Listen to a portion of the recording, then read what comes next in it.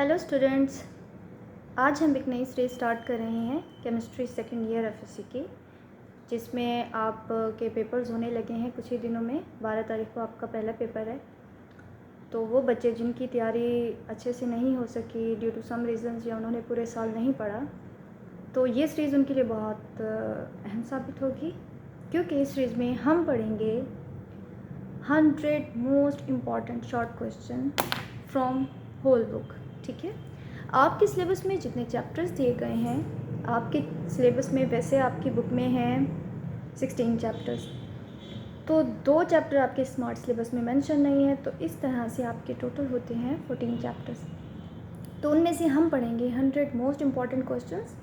ठीक है, ये एक तरह का एग्ज़ाम पैक है। इसमें हम स्टडी करेंगे ट्रिक्स के साथ, टिप्स के साथ। इजी स्टडी होगी, स्मार्ट स्टडी होगी, और हम यहाँ पे जस्ट 20% इनपुट देंगे और 80% आउटपुट लेंगे।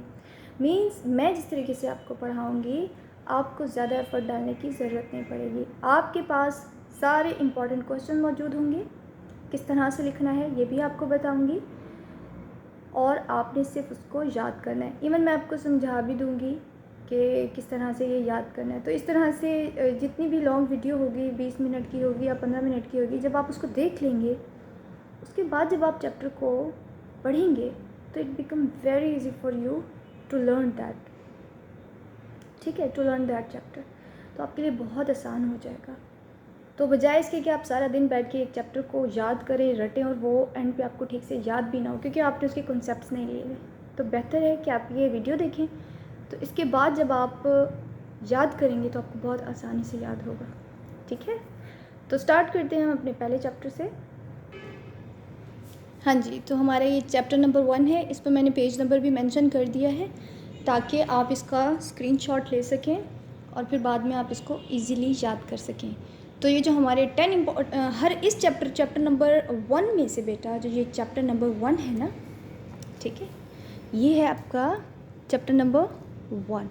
इस चैप्टर नंबर 1 में से हम 10 इम्पॉर्टेंट क्वेश्चंस करेंगे। ठीक है, तो उसमें पहला क्वेश्चन देखें क्या है।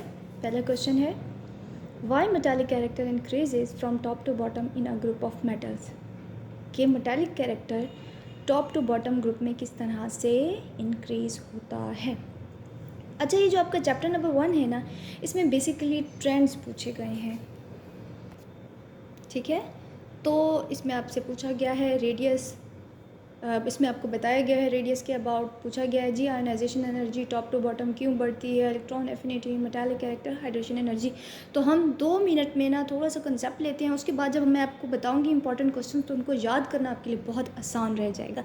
ठीक है, इसमें पूछेंगे जी ट्रेंड्स क्या हैं और उनकी रीजंस यानी फैक्टर्स क्या हैं। तो अभी हम देखते हैं। अब ये आपको कुछ नज़र आ रहा है कि ये क्या है। ठीक है, आप इसमें देख सकते हैं कि किस तरह से ऊपर से नीचे नंबर ऑफ़ शेल्स बढ़ रहे हैं।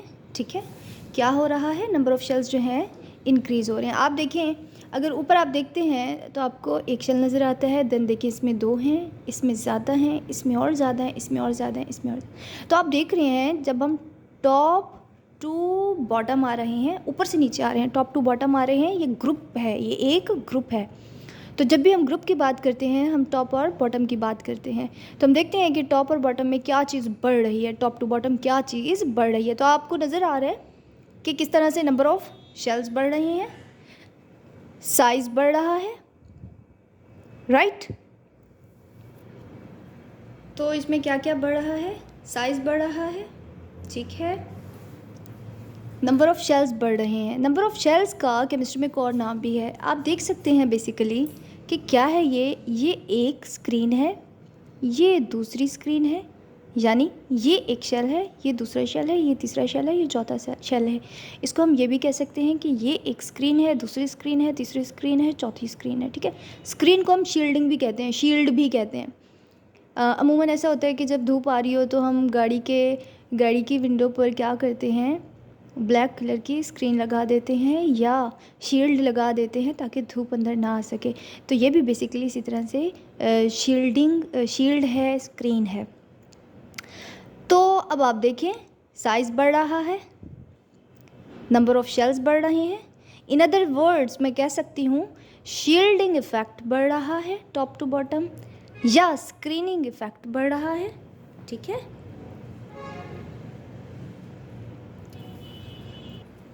अब बच्चों अगर हम वैलेंस शेल कहते हैं बेटा आखिरी शेल को, ठीक है, this is your last shell, this is called as valence shell. इसका वैलेंस शेल कौन सा है, जिसमें ये लास्ट वाला, तो इसी तरह से ऊपर। तो अब हम देखते हैं कि वैलेंस शेल में एक इलेक्ट्रॉन है, ये रेड इलेक्ट्रॉन आपको रिप्रेजेंट कर रहा है वैलेंस इलेक्ट्रॉन। ठीक है, तो वैलेंस शेल में क्या है, वैलेंस इलेक्ट्रॉन है। आप यहाँ पर देखें न्यूक्लियस ब्लू कलर से रिप्रेजेंट किया गया है, तो ब्लू कलर और रेड कलर का इलेक्ट्रॉन, इनके दरमियान आपस में फोर्स ज़्यादा है, तो न्यूक्लियस जो है वो आसानी से इलेक्ट्रॉन को जाने नहीं देगा। सिमिलरली यहाँ थोड़ा सा डिस्टेंस बढ़ गया, डिस्टेंस बढ़ गया, डिस्टेंस बढ़ गया, डिस्टेंस बढ़ गया, अब यहाँ पे ज़्यादा डिस्टेंस हो गया तो न्यूक्लियस आसानी से इलेक्ट्रॉन को जाने देगा, क्योंकि डिस्टेंस, ये ग्रीन लाइन रिप्रेजेंट कर रही है distance between nucleus and electron. तो जब डिस्टेंस बढ़ जाएगा तो न्यूक्लियर फोर्स जो है इलेक्ट्रॉन पर वो कम होगी, वो कम उसको कैप्चर कर सकता है, तो क्या होता है, इलेक्ट्रॉन आसानी से निकल जाता है। तो इसमें तो सबसे ज़्यादा आसानी से निकलेगा, क्योंकि यहाँ तो डिस्टेंस सबसे ज़्यादा है। डिस्टेंस ज़्यादा होने की वजह से न्यूक्लियर फोर्स इलेक्ट्रॉन पर कम लगेगी और ये बहुत आसानी से यहाँ से निकल जाएगा। तो इसकी मैं कह सकती हूँ top to bottom tendency to lose electron, tendency कहते हैं सलाहियत को, तो top to bottom tendency to lose electron increase हो रही है। मैं कह सकती हूँ, बिल्कुल कह सकती हूँ। तो कोई भी चीज़ जो इलेक्ट्रॉन डोनेट कर देती है, दे देती है, हम कहते हैं वो मेटल है। तो वो मेटल जो जितनी आसानी से इलेक्ट्रॉन देगी उतनी अच्छी मेटल होगी। इसका मतलब ये तो मेटल है, लेकिन ये इससे ज़्यादा अच्छी है, ये और अच्छी है, ये और अच्छी है, ये सबसे ज़्यादा अच्छी है क्योंकि बहुत आसानी से इलेक्ट्रॉन दे देती है। तो इसका क्या मतलब हुआ कि मेटालिक कैरेक्टर क्या हो रहा है, टॉप से बॉटम जो है वो इंक्रीज़ कर रहा है। ठीक है, क्या हो रहा है, metallic character top to bottom increase हो रहा है ग्रुप के अंदर। किस पे, ग्रुप के अंदर। ठीक है, अच्छा ये तो थोड़े से बेसिक कंसेप्ट थे जो मैंने आपको बताना मुनासिब समझे, क्योंकि इसके बगैर जो है जब आप रट्टा लगाएंगे तो वो आपको याद तो हो जाएगा लेकिन बहुत टाइम लगेगा। इस अप्रोच से चलेंगे ना तो आपको कम टाइम में ज़्यादा चीज़ याद रहेगी। ठीक है,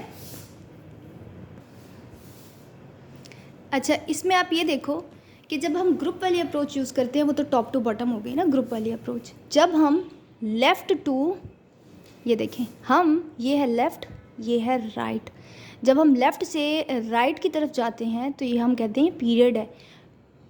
टॉप टू ये बॉटम, ये क्या है, ग्रुप। ठीक है, वर्टिकल आपका ग्रुप है और हॉरिजॉन्टल आपका पीरियड है। तो जब हम इसमें जाते हैं तो आपको एक चीज़ नज़र आ रही होगी कि जी इसमें शेल्स तो सेम है। ठीक है, नंबर ऑफ़ शेल्स सेम है, बढ़े नहीं हैं, है ना। तो आने वाला इलेक्ट्रॉन उसी शेल में जा रहा है, उसी वैलेंस शेल में, उसी वैलेंस शेल में जा रहा है। तो क्या यहाँ स्क्रीनिंग इफेक्ट बढ़ रहा है, नहीं, वही है, नंबर ऑफ़ शेल्स तो सेम है। क्या शील्डिंग इफेक्ट और स्क्रीनिंग इफेक्ट बढ़ रहा है, नहीं। तो हम कहते हैं कि पीरियड्स के अंदर स्क्रीनिंग इफेक्ट या शील्डिंग इफेक्ट रिमेन कांस्टेंट, जबकि ग्रुप के अंदर ये बढ़ रहा है, इंक्रीज़ हो रहा है टॉप टू बॉटम। चलें जी, अब हम अपने क्वेश्चन की तरफ आते हैं। जो हमारा क्वेश्चन था that is why metallic character increases from top to bottom in a group of metals. तो आपने पहले मेटालिक कैरेक्टर की थोड़ी सी डेफिनेशन दे देनी है, जो मैं आपको पहले भी बता चुकी हूँ कि टेंडेंसी कहते हैं सलाहियत को। किसको कहते हैं, सलाहियत को। हाँ जी, सलाहियत को कहते हैं किसी एलिमेंट की कि वो इलेक्ट्रॉन को लूज़ कर दे, और जाहिर सी बात है जब इलेक्ट्रॉन को लूज़ करेगी एंड फॉर्म, और क्या बना देगी, and form A positive ion. ये हाथ मेरे गंदे हो रहे हैं क्योंकि मैंने ये प्रॉपरली बनाया है बैठ के, तो आप इधर ध्यान मत दीजिएगा। तो आप मेटालिक कैरेक्टर पर ध्यान दें कि किसी भी एलिमेंट की सलाहियत कि वो लूज़ करे इलेक्ट्रॉन को, उसको कहते हैं हम मेटालिक कैरेक्टर। तो अभी ट्रेंड इन ग्रुप, जैसे ही ट्रेंड इन ग्रुप आएगा आपने अपने माइंड में रख लेना है। तो बेटा जैसे ही आपके माइंड में आता है ग्रुप, तो आपने टॉप टू बॉटम वाली अप्रोच को इस्तेमाल करना है। ठीक है, ये देखें आपने इस वाली अप्रोच को जो है इस्तेमाल करना है। ठीक है, अब अगर ये पहला हमारे पास फर्स्ट ग्रुप है, lithium, sodium, potassium, rubidium, caesium. ठीक है, ये टॉप टू बॉटम ये ग्रुप है आपके पास 1A ग्रुप। बस आपके माइंड में ये आना चाहिए जब आप टॉप टू बॉटम आ रहे हो तो साइज़ क्या हो रहा है, इंक्रीज़ हो रहा है, नंबर 1। नंबर 2 शील्डिंग इफेक्ट क्या हो रहा है, इंक्रीज़ हो रहा है। ठीक है, जब आप पीरियड की बात करते हो आप कहते हो कि साइज़ जो है, साइज़ के बजाय अगर मैं बात करूँ कि शील्डिंग इफ़ेक्ट, तो आपने कहना है जी वो कांस्टेंट है, ठीक है। तो ट्रेंड क्या रहेगा इसमें, down the group the size of atom increases, therefore it become easy to remove the electron. तो बेसिकली रीज़न क्या, मेटालिक कैरेक्टर के बढ़ने की, साइज़ बड़ा हो रहा है तो इलेक्ट्रॉन जो वैलेंस इलेक्ट्रॉन है वो आसानी से निकल रहा है। Hence the metallic character increases from top to bottom in a given group. और आपने एग्जाम्पल लाजमी देनी है ताकि एग्जामिनर पे अच्छा इम्पैक्ट आए और वो आपको पूरे मार्क्स दे। तो आपने मेटालिक कैरेक्टर इंक्रीजेज इन ग्रुप 1A की बात कर देनी, और आपको पता है 1A ग्रुप को याद करना बहुत आसान है, उसका मेथड जस्ट इतना है, हाली ने की रब से फरियाद, ठीक है। ये देखें, एच से हो गया HLI, हाली ने की रब से फरियाद, फरियाद का अफाल। तो अब इसमें सबसे बड़ा साइज़ किसका है, ये जो आपके पास ये है ना, ये है रेडियो एक्टिव, इसको छोड़ दो, ठीक है। तो सबसे बड़ा साइज़ इस वक्त किसका है, सीजियम का है। तो सबसे ज़्यादा मेटालिक कैरेक्टर भी इसी का होगा। तो आपके पूरे पीरियोडिक टेबल में सबसे ज़्यादा मेटालिक कौन है, ये सीजियम है, ठीक है। तो अगर क्वेश्चन आए कि कौन सा ऐसा एलिमेंट है जो सबसे ज़्यादा जो सबसे अच्छी मेटल है, तो वो कौन सी है, सीजियम, ठीक है। रिएक्टिव मेटल, ठीक है, हाईली रिएक्टिव मेटल है। तो जब हम इसका ट्रेंड सेट करते हैं तो हम कहते हैं जी सीजियम जो है वो सबसे ज़्यादा मेटालिक इन कैरेक्टर है, किससे, रुबीडियम से। ये सबसे ज़्यादा मेटालिक है पोटाशियम से, उसके बाद सोडियम से, उसके बाद लिथियम, एंड देन हाइड्रोजन तो मेटल है ही नहीं ना, तो बस यही ट्रेंड आएगा, ठीक है। तो इस ट्रेंड को मैंने नीट करके यहाँ लिखा हुआ है, ये देखें, सीजियम सबसे ज़्यादा मेटालिक इन कैरेक्टर है, देन रुबीडियम है, देन पोटाशियम है, देन सोडियम है, देन लिथियम है। ये ग्रुप 1A का ट्रेंड है।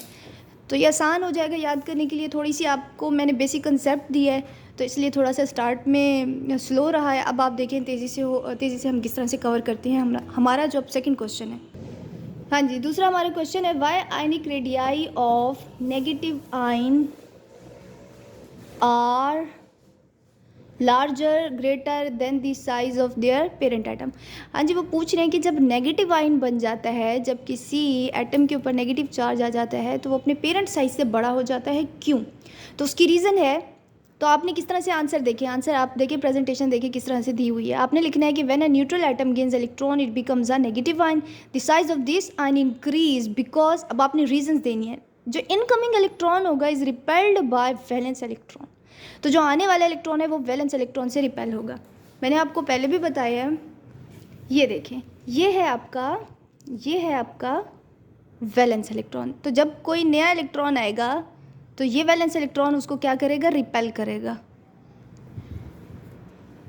ये देखें, ये इलेक्ट्रॉन जो है ये क्या करेगा, ये आने वाला ये इलेक्ट्रॉन है, ये इस रेड इलेक्ट्रॉन यानी कि जो वैलेंस इलेक्ट्रॉन है, ये इसकी आपस में क्या होगी, रिपल्शन होगी,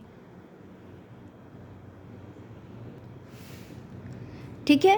और नंबर सेकंड है आपके पास कि imbalance of electron and proton ratio, ठीक है। और आपने एग्जांपल देनी है कि फ्लोरीन का पहले जो साइज था that is 72 picometer, PM stand for picometer. जब इसने एक इलेक्ट्रॉन ऐड किया तो इसके ऊपर चार्ज आ गया नेगेटिव, ठीक है। अब ये एनाइन बन चुका है। तो जब चार्ज आया तो फ्लोरीन का जो लास्ट वैलेंस शेल था उसने रिपेल किया, जिसकी वजह से साइज़ जो है वो बढ़ गया, 136 पिकोमीटर हो गया, ठीक है। थर्ड क्वेश्चन आप देखिए, बस इतना ही लिखना है, 2 रीजंस और एक एग्जांपल, ठीक है, दैट्स एनफ। नेक्स्ट देखिए आप, ionization energy decreases down the group and increases along the period, why, ठीक है। अगर वो वाई नहीं भी लिख रहे, क्वेश्चन मार्क तो डला हुआ है ना, इसका मतलब आपने इसको जस्टिफाई करना है, आपने बताना है कि क्यों ionization energy top to bottom जो है वो डिक्रीज़ होती है। तो आपके माइंड में फ़ौरन टॉप टू बॉटम वाला जो है वो आना चाहिए। क्या आना चाहिए आपके पास, क्या माइंड में आपके आना चाहिए, हाँ जी बिल्कुल ये आना चाहिए आपके माइंड में। तो इससे आप बस एक चीज़ देखते हो कि साइज़ बढ़ रहा है ना। तो उससे पहले आप थोड़ी सी आयनाइजेशन एनर्जी की आप थोड़ी सी डेफिनेशन लिख देंगे कि the minimum amount of energy, ये वो कम से कम एनर्जी होती है which is required to remove an electron from the outermost shell of isolated gaseous atom, and that is called as ionization energy. अभी जो वर्ड है ना आइसोलेटेड गैशियस, ये लाजमी लिखना होता है। आइसोलेटेड का मतलब है अकेला, गैशियस गैस की फॉर्म में एक एटम, यानी एक एटम ऐसे अकेला पड़ा हुआ है और गैशियस फॉर्म में। गैस आपस में दूर होते हैं ना, गैस के मॉलिक्यूल्स या एटम्स जो होते हैं वो आपस में बहुत दूर दूर होते हैं, तो उन पर कोई बाहर से फोर्स नहीं लग रही होती है, ठीक है। इसीलिए हम इसको आइसोलेटेड लेते हैं और गैशियस फॉर्म में लेते हैं। तो इसको आप IG से याद रखो, I stand for isolated, G stand for gaseous, IG, ठीक है। तो आपने ये डेफिनेशन लिखनी है। उसके बाद आपने इसका ट्रेंड बताना है जो कि आपसे पूछा गया। अक्रॉस द पीरियड आपके जहन में ये वाला ट्रेंड आना चाहिए, ठीक है, जो ऐसे था। Ionization energy increases from left to right. Reason इसकी क्या है कि न्यूक्लियर चार्ज इंक्रीज होता है, ठीक है। नंबर सेकेंड, आपका जो शील्डिंग इफेक्ट है रिमेन सेम। मैंने आपको बताया ना, सेम शेल है तो शील्डिंग इफेक्ट भी सेम है। अब down the group, top to bottom वाली अप्रोच अपने माइंड में लेकर आए, उसमें क्या है, ionization increases from top to bottom. Reason इसकी क्या है, शील्डिंग इफेक्ट इंक्रीजेज। देखिए ना, नंबर ऑफ शेल्स जो ऐड हो रहे हैं, एडिशन ऑफ एक्स्ट्रा शेल्स, तो एडिशन ऑफ एक्स्ट्रा शेल और शील्डिंग इफेक्ट इंक्रीज हो रहा है। तो क्या होता है, वैलेंस इलेक्ट्रॉन की वजह से जो वैलेंस इलेक्ट्रॉन है उसका जो है फोर्स ऑफ अट्रैक्शन न्यूक्लियस के उस पर क्या होती है, कम हो जाती है, और जो है आयोनाइजेशन एनर्जी कम हो जाती है। तो ये अगेन आपके पास फर्स्ट ग्रुप है, उसकी एग्जांपल गिवन है। तो सबसे ज़्यादा आयोनाइजेशन एनर्जी किसकी होगी, किसकी होगी, इसकी होगी ना, ये टॉप वाले की, ठीक है, इसकी होगी सबसे ज़्यादा, और सबसे कम आयोनाइजेशन एनर्जी इसकी होगी। तो अगर हम ट्रेंड देखें अपना, फर्स्ट जो आपके पास ग्रुप है हाल ही ने की रब से फरियाद, उसमें तो सबसे ज़्यादा फिर लिथियम की होगी और सबसे कम किसकी होगी, सीजियम की होगी आयोनाइजेशन एनर्जी। और आपके पूरे पीरियोडिक टेबल के अंदर सबसे कम आयोनाइजेशन एनर्जी CS की है, दैट इज़ सीजियम, और सबसे ज़्यादा किसकी है, हीलियम की, ठीक है। सबसे ज़्यादा किसकी है, हीलियम की, और सबसे कम किसकी है, CS की, दैट इज सीजियम। तो ये आपने याद रखना है, MCQ के हवाले से इंपॉर्टेंट है। नेक्स्ट है आपके पास डिफाइन हाइड्रेशन एनर्जी। तो इसमें आप डेफिनेशन लिखोगे कि वो हीट एब्जॉर्ब हो या, और का मतलब होता है या, इवॉल्व हो, निकल जाए, व्हेन 1 मोल ऑफ, अच्छा इसमें ना आपने जैसे ATM के अंदर एक फ़िक्स अमाउंट हम निकाल सकते हैं ना, 500 लेस सबसे कम अमाउंट है जो हम उसको विड्रॉ कर सकते हैं। तो उससे कम अगर आप 300 डालोगे, 450 डालोगे, तो वो विड्रॉ नहीं होगी। तो इसी तरह से केमिस्ट्री में भी 1 मोल का कंसेप्ट है, ठीक है। तो जो 1 मोल ऑफ गैशियस आयन, देखिए अगेन गैशियस आयन्स आ रहे हैं, ठीक है, गैशियस एटम, गैशियस आयन। तो गैशियस आयन जब भी होगा, जब उसको हम डिज़ोल्व करेंगे वाटर के अंदर, और उसको देना चाहिए, क्या देना चाहिए, इनफिनाइटली डाइल्यूट सोल्यूशन, यानी इतना डाइल्यूट कि वो इनफिनाइट हो जाए। क्या हो जाए, इनफिनाइट, यानी इतना वो डाइल्यूट हो जाए, इतना कम गाढ़ा हो जाए। डाइल्यूट मीन पतला हो जाना, सोल्यूशन इतना पतला हो जाए कि इन्फिनाइटली हद तक चला जाए। तो इस कॉल हाइड्रेशन एनर्जी। उसकी आपने एग्जांपल देनी है। देखें, जाहिर सी बात है, आपने आयंस को किस में, वाटर में डालना है। तो आपने गैशियस आयंस उठाए हाइड्रोजन के, और आपने वाटर के अंदर, वाटर लिक्विड है, उसमें डाल दिए। तो अब आपके पास ये दोनों रिएक्ट करके क्या बनाएंगे, हाइड्रोनियम आयन H3O पॉजिटिव। अब ये एक्वस हो गया, ठीक है, सोल्यूशन बन गया। तो इस वक्त हीट ऑफ हाइड्रेशन जो निकली, दैट इज़ -1075। ये समझ लें आपके जो है ना केमिस्ट्री के मार्क्स हैं, ठीक है। आपके जो आप इतने अच्छे मार्क्स अभी लेने लगे हो कि आप 1075 नंबर ले लोगे, 1075 मार्क्स ले लोगे, ठीक है। अच्छा, ये जो है ना, इसमें आपके पास ये वाला जो आप देख रहे हैं अक्रॉस द पीरियड, अच्छा इसको अक्रॉस द पीरियड याद करने का ये नोक बबली, ठीक है। इसका जो मैंने निमोनिक बनाया, दैट इज़ नाइट्रोजन की सबसे ज़्यादा होगी पीरियड में, फर्स्ट पीरियड में, सॉरी सेकंड पीरियड में सबसे ज़्यादा किसकी होगी, नाइट्रोजन की, देन ऑक्सीजन की, then carbon, then BE, then B, that is boron. ये बेरिलियम है, ये बोरॉन है, B, just B, and then this is the lithium. तो इसको याद करने का तरीका मैंने इस तरह से लिखा है, NOC क्या बनाते हैं, नोक, और BEBLI बबली, नोक बबली। तो इस तरह से आप ये याद कर सकते हैं। अच्छा, जिनसे ये याद नहीं हो रहे, इट्स ओके, ये छोड़ दें, बस ये जो मेन चीज़ें हैं ये लिखनी है। मैंने टू दी पॉइंट आंसर लिखने की कोशिश की, क्योंकि ये सीरीज़ उन्हीं बच्चों के लिए जो सारा साल नहीं पढ़े हैं, और अब वो इतनी जल्दी इतना कुछ तो नहीं कवर कर सकते ना, 20% उन्होंने लेना है, ताकि एग्जामिनर को बस वही चीज़ नज़र आए और उनको फुल मार्क्स दें, ठीक है। अगर आप इस तरह से करोगे ना, आपके बहुत अच्छे मार्क्स आएंगे इंशाल्लाह। नेक्स्ट है जी आपके पास question number 5, hydration energy depends upon size of ion, justify. बताएं जी कि हाइड्रेशन एनर्जी डिपेंड करती है चार्ज पर, आयन के चार्ज पर, क्यों, जस्टिफाई करें इसको। या उस क्वेश्चन को ऐसे भी पूछ सकता है, ये पास्ट पेपर में क्वेश्चन आए हुए हैं कि hydration energy of the following ions are in order, यानी कि सबसे ज़्यादा हाइड्रेशन एनर्जी है जी इसकी, किसकी है, इसकी है सबसे ज़्यादा हाइड्रेशन एनर्जी। देन आपके पास है मैग्नीशियम की, देन आपके पास है सोडियम आयन की। तो आप इस पर देखो, चार्ज 3 है, इस पर 2 है, इस पर +1 है। तो सबसे ज़्यादा वो कहते हैं हाइड्रेशन एनर्जी इसकी है, फिर इसकी है, फिर इसकी। क्यों है ऐसा, बताएं आप, रीज़न बताएं। या वो जस्ट इतना भी, ये वाला क्वेश्चन भी आया हुआ है कि give reasons of hydration energy of, जी बताए, रीज़न दें कि इसकी हाइड्रेशन एनर्जी इससे ज़्यादा क्यों है। तो आपने कहना है कि एक्चुअली असल में होता क्या है कि hydration energy depends upon size to charge ratio of ions. ठीक है, hydration energy is depending on charge density over size, ये चार्ज ओवर साइज के डायरेक्टली प्रोपोर्शनल है। यानी यहाँ पर अगर आपका चार्ज बढ़ेगा ना बच्चों, तो क्या होगा, आपकी हाइड्रेशन एनर्जी भी बढ़ेगी। और अगर आपका साइज़ छोटा होगा, ये इन्वर्सली प्रोपोर्शनल है, ठीक है, तो हाइड्रेशन एनर्जी बढ़ेगी। ठीक है,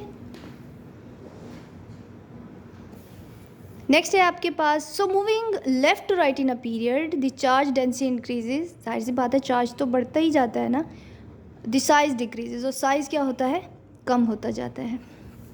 अक्रॉस दी हम पीरियड की बात कर रहे हैं,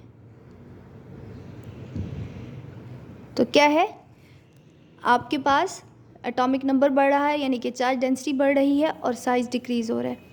तो क्या होता है, वही बात होगी, साइज़ डिक्रीज़ होगा तो हाइड्रेशन एनर्जी बढ़ जाएगी, चार्ज बढ़ेगा तो हाइड्रेशन एनर्जी बढ़ जाएगी।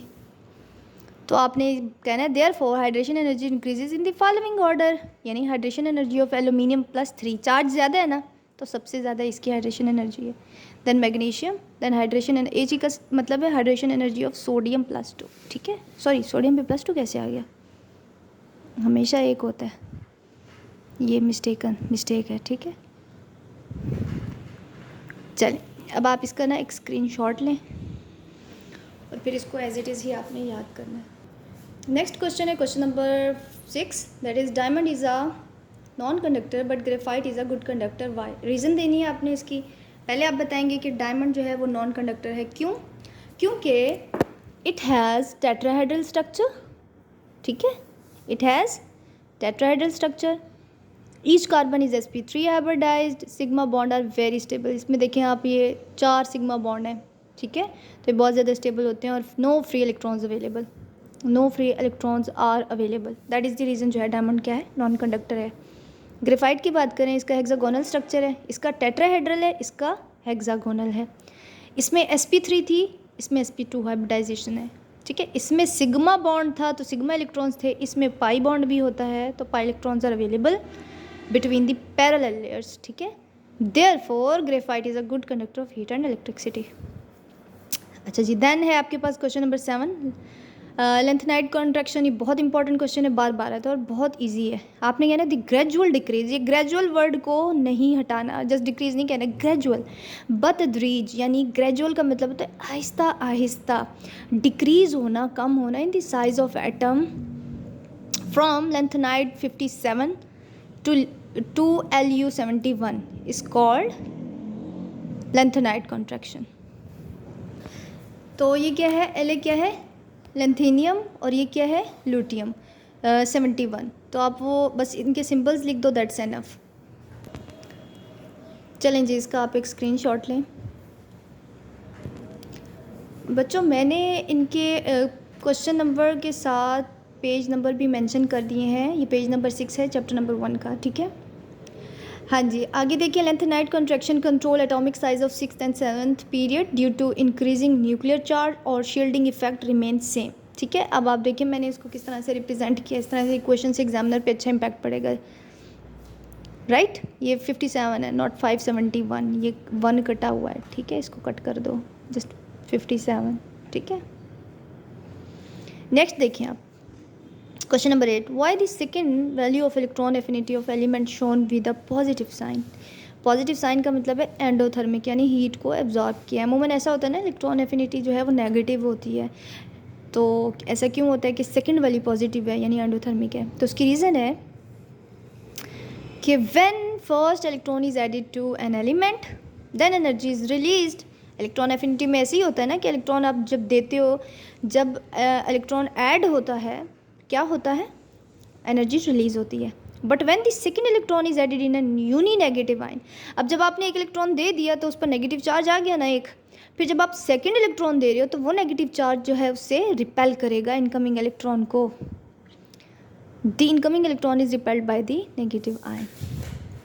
इन order to overcome this repulsion, तो इस रिपल्शन को कम करने के लिए हम क्या करते हैं, energy is absorb during the process, तो वो एनर्जी को एब्जॉर्ब करता है। Therefore the second electron affinity shown a positive value, या अगर आपसे पूछा जाए why this is the reaction is endothermic, तो आपने कहना है therefore the second electron affinity shows A endothermic reaction, right. अब आप देखो ऑक्सीजन है, ऑक्सीजन ने एक इलेक्ट्रॉन लिया, उस पर एक नेगेटिव चार्ज आ गया, इसको हम यूनी नेगेटिव भी कह सकते हैं। यूनी नेगेटिव मतलब यूनी का मतलब होता है एक, यानी एक नेगेटिव चार्ज है। उस वक्त जो इसकी इलेक्ट्रॉन एफिनिटी है दैट इज़ -141 किलो जूल पर मोल, माइनस में आ रहा है आंसर है, ठीक है। जब यही नेगेटिव आयन के अंदर एक और आप जो है इलेक्ट्रॉन ऐड कर रहे हो, तो ये क्या होता है, ये इलेक्ट्रॉन जो है इससे रिपेल होता है, रिपेलिंग होती है, तो दैट इज़ दी वापस, तो फिर ये अंदर जाने के लिए एनर्जी लेता है, तो वो एनर्जी लेता है तब अपने अंदर जो है वो ऐड करता है, तो जो एनर्जी लेगा एंडोथर्मिक रिएक्शन हो जाएगा, और उस वक्त क्या होगी, इलेक्ट्रॉन एफिनिटी प्लस में होगी एंड 744 किलो जूल पर मोल होगी। अगर आपसे वैल्यूज़ याद नहीं होती कोई बात नहीं, आप मत लिखो, बस लिख देना नेगेटिव ऐसे। तो आपने लिखना है फर्स्ट ई ए यानी कि electron affinity negative, second E A is positive या एंडोथर्मिक, अगर वैल्यूज़ याद नहीं होती।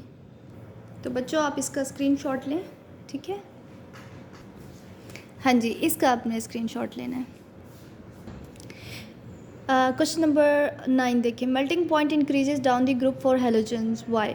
तो हेलोजन आपके माइंड में जब आएगा ना, तो पहला क्या होता है, fluorine, you know this is gas, this is a gas, then chlorine gas है, ब्रोमीन आपके पास क्या है, लिक्विड है, एंड आयोडीन आपके पास क्या है, सॉलिड है।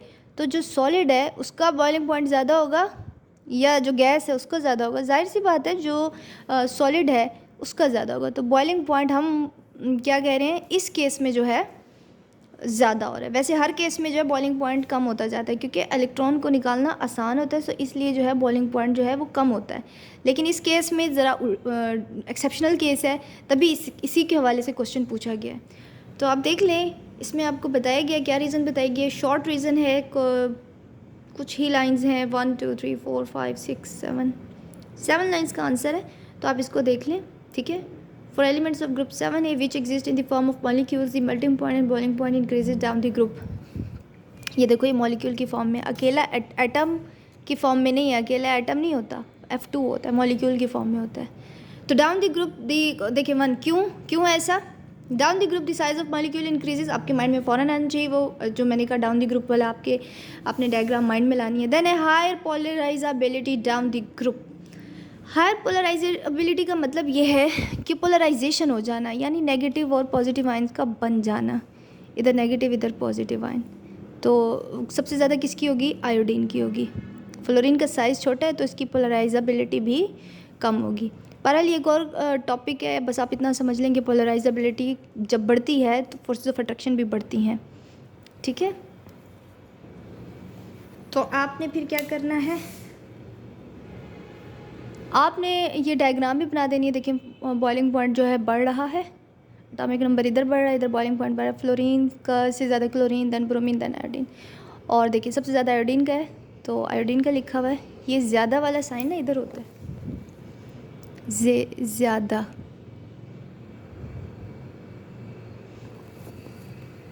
तो आयोडीन का सबसे ज़्यादा, then bromine, then chlorine and then fluorine. तो आप इसका एक स्क्रीनशॉट ले लें। लास्ट क्वेश्चन है, why oxidation state vary in period, यानी क्यों तब्दील होती है, वेरी का मतलब है तो तब्दील होना, क्यों बदलती है, क्यों तब्दील होती है, but constant in a group, लेकिन कांस्टेंट रहती है ना ग्रुप में। तो जी ट्रेंड आपको बताया गया, ऑक्सीडेशन स्टेट इज डायरेक्टली और indirectly related to the number of valence electron. किस तरह से होती है, वैलेंस इलेक्ट्रॉन के साथ डायरेक्टली या इनडायरेक्टली रिलेशन होता है। अब आप देखें, जब हम टॉप टू बॉटम ग्रुप की बात करते हैं, अच्छा आप देखें वैलेंस इलेक्ट्रॉन ग्रुप में बस एक ही है, ठीक है, एक ही है, तो ऑक्सीडेशन स्टेट भी एक ही होगी। लेकिन अगर आप ट्रेंड देखें इसका पीरियड में, तो देखें बढ़ रहे हैं नंबर ऑफ, इसमें कितने हैं, इसमें हैं जी 1, इसमें है लास्ट वैलेंस में देखो 2, इसमें देखें 3, इसमें 4, देन इसमें 5, इसमें 6। तो वैलेंस इलेक्ट्रॉन पीरियड में बढ़ते हैं तो ऑक्सीडेशन स्टेट भी बढ़ेगी, और ग्रुप में सेम रहते हैं तो क्या होगा, सेम रहेगी ऑक्सीडेशन स्टेट। तो अब एग्जांपल दी हुई है, ग्रुप 1A में सबकी जो है ऑक्सीडेशन स्टेट क्या होगी, +1। ये लॉन्ग क्वेश्चंस हैं जो मोस्ट इंपॉर्टेंट क्वेश्चन है चैप्टर 1 के। Define ionisation energy on which factor या what factor depends give its periodic trend.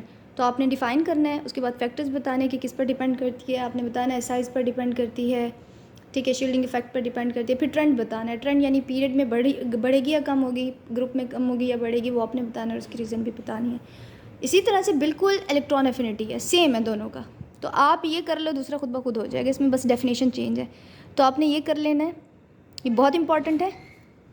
अच्छा, इसमें दूसरा इंपॉर्टेंट क्वेश्चन है डिस्कस दी 4 ब्लॉक्स, ठीक है, SPDF। ये ज़्यादा मुश्किल नहीं है, बहुत आसान है। और थर्ड क्वेश्चन जो इंपॉर्टेंट है that is discuss the oxidation state of different element in periodic table, ठीक है। तो ये लॉन्ग क्वेश्चन जो सबसे ज़्यादा इंपॉर्टेंट है मैंने टिक किए में, ये ज़्यादा इंपॉर्टेंट है, आपको जो आसान लगते हैं आप वो कर लें। तो इस तरह से हमारा चैप्टर नंबर 1 कंप्लीट हुआ। जब चैप्टर नंबर 2 पे आएंगे तो वो शॉर्ट आपकी जो होगी वीडियो होगी, ये ज़रा लॉन्ग होगी क्योंकि इसमें इंट्रोडक्शन था, थोड़े से बेसिक कंसेप्ट थे। तो नेक्स्ट वीडियो आपकी शॉर्ट होगी, आप इसको देखें, आधे घंटे की वीडियो है, आप इसको देखेंगे तो जब याद करने बैठेंगे तो तकरीबन आपका आधा घंटा 1 घंटा ही लगेगा, टाइम कम लगेगा, क्योंकि कॉन्सेप्ट आपके अब क्लियर हो चुके हैं। अब आपको मेहनत नहीं करनी पड़ेगी, अब आपको रटा नहीं लगाना पड़ेगा, ठीक है। और अब आपके पास इंपॉर्टेंट क्वेश्चंस भी आ चुके हैं कि कौन से करने हैं, और उनका सोल्यूशन भी आ गया है, और उनको लिखना कैसे है ये भी अब आपको पता चल चुका है, ठीक है। तो अगर आपको वीडियो पसंद आए तो आप उसको लाइक करें, चैनल को सब्सक्राइब करें, ठीक है। दूसरी वीडियो तक के लिए दीजिए इजाज़त, गुड बाय।